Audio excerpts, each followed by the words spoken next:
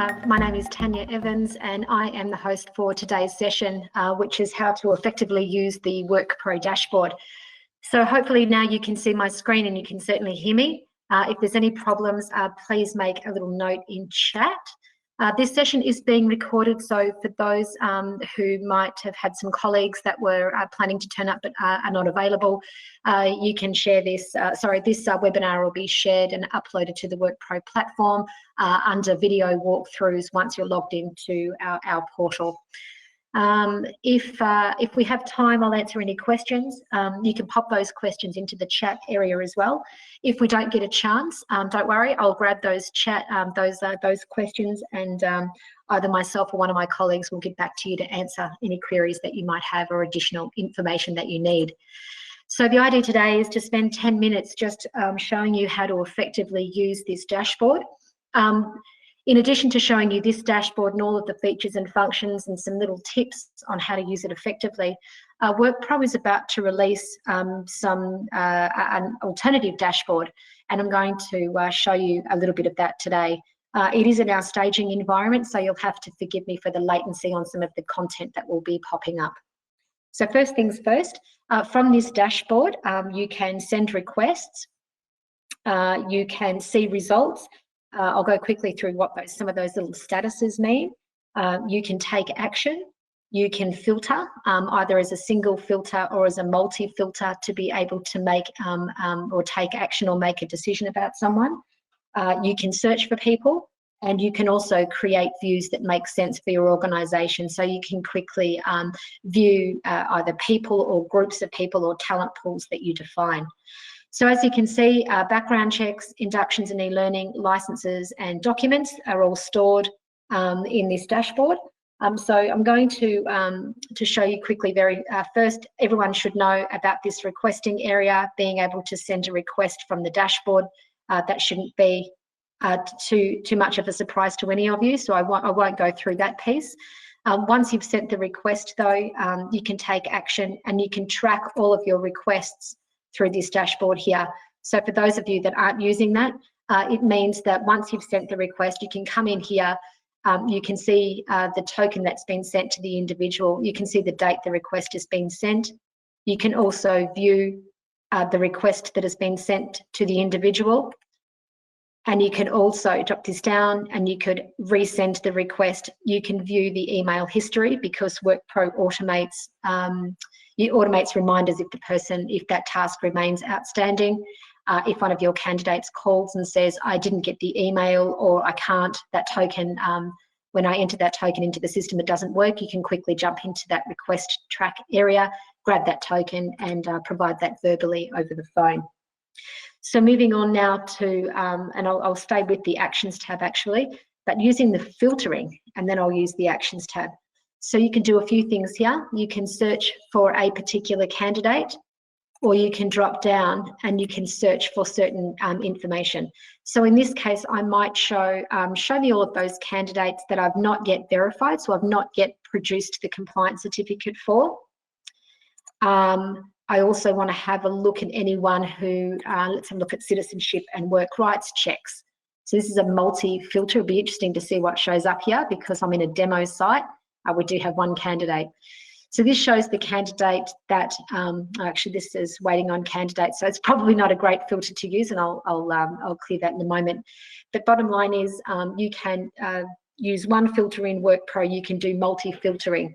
So if you're looking for, you've got a client that's asking you for, I need some forklift operators. If you're a recruitment agency, I need to hire or place 5 forklift operators by tomorrow. So you'd be looking for, show me anyone who's done the stores worker module, who's also got the rights to work in Australia. If they needed a police check or they needed a current license, you can also just continue to filter for those until you've got your shortlist together. So that's the filtering function.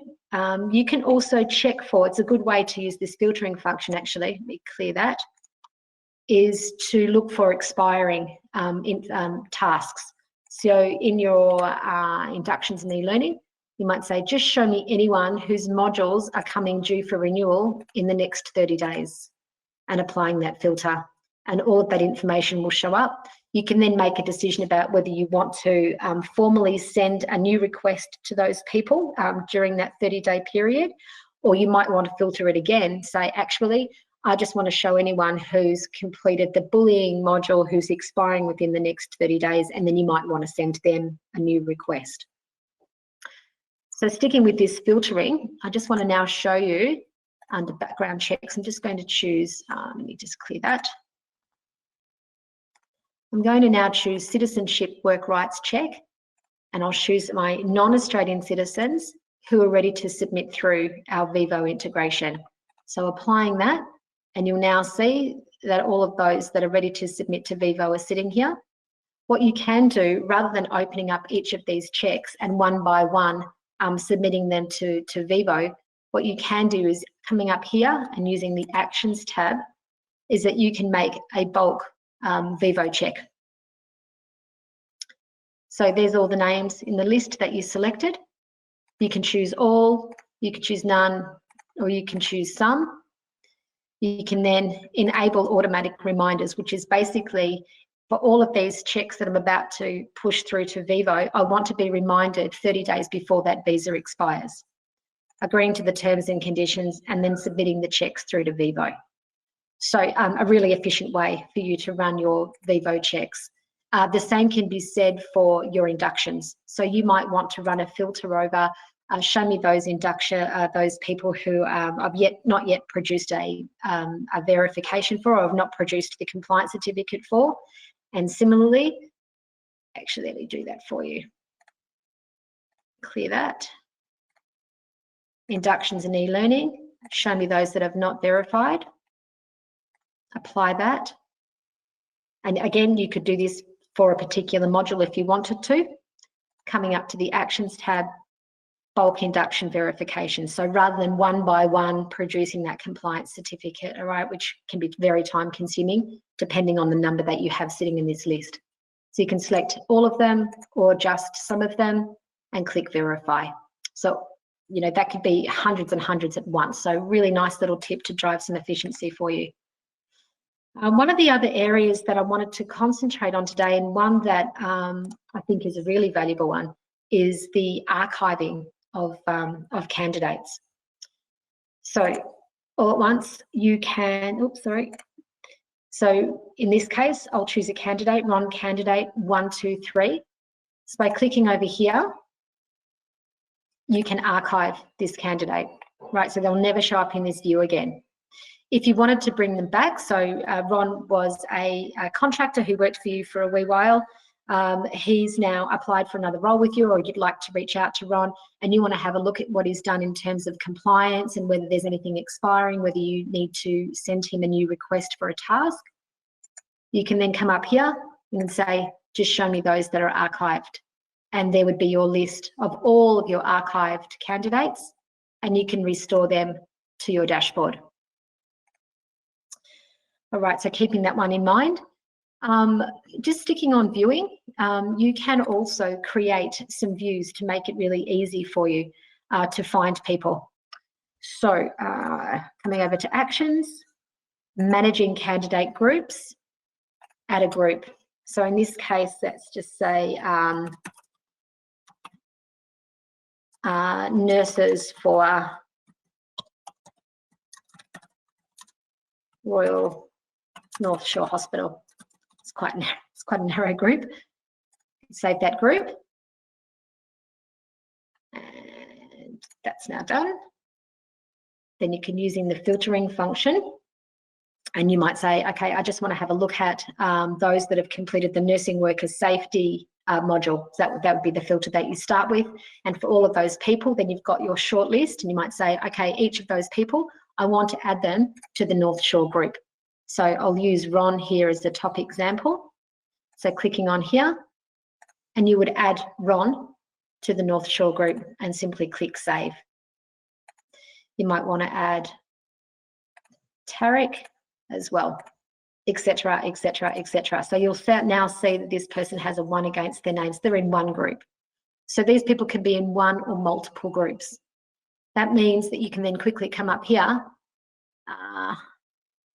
actually here, sorry. And you can say, I just want to have a look at anyone who's in my North Shore group, and then only Ron and Tarek. So that really concludes, I've got a little over time, that really concludes today's webinar around the dashboards. Hopefully you've picked up some little tips and hints along the way.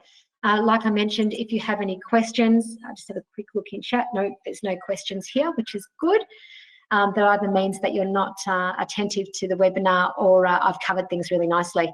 Like I said, this session is being recorded and it will be available shortly within the video walkthroughs once you're logged into the portal.